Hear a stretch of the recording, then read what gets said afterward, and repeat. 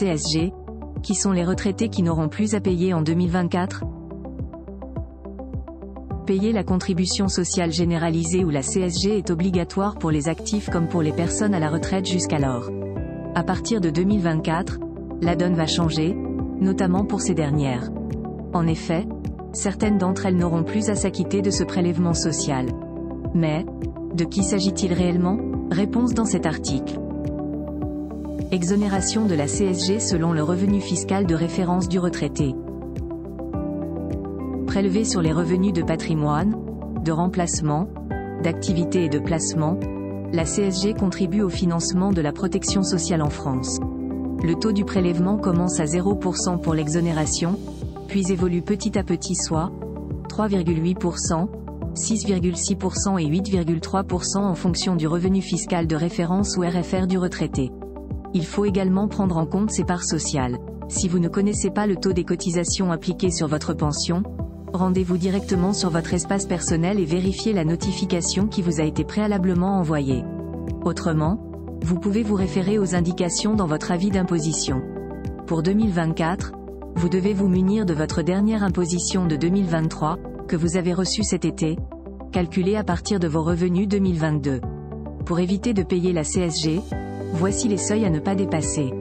Pour une part fiscale, 12 230 €. Pour 1,5 part fiscale, 15 495 €.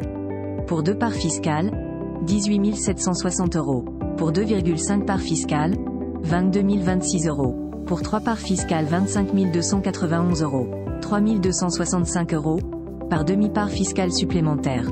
Votre revenu fiscal de référence antérieur vous a permis de bénéficier déjà d'un taux réduit de 3,8% ou carrément d'une exonération et vous vous demandez si vous continuerez à profiter de votre taux actuel même si votre revenu a augmenté.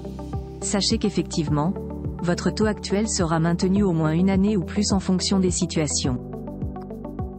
Quid des prestations vieillesse entraînant une exonération de la CSG?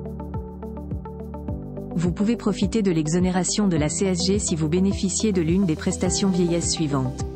Allocation de solidarité aux personnes âgées, ASPA. Majoration de retraite pour tierces personnes. Allocation supplémentaire d'invalidité, ASI. Allocation de reconnaissance du combattant. Allocation de veuvage de la sécurité sociale. Retraite mutualiste du combattant. Il est important de souligner que la CSG est en partie déductible de votre impôt sur le revenu. Pour un prélèvement de 3,8%, ce taux peut être déduit intégralement du revenu imposable de 2024.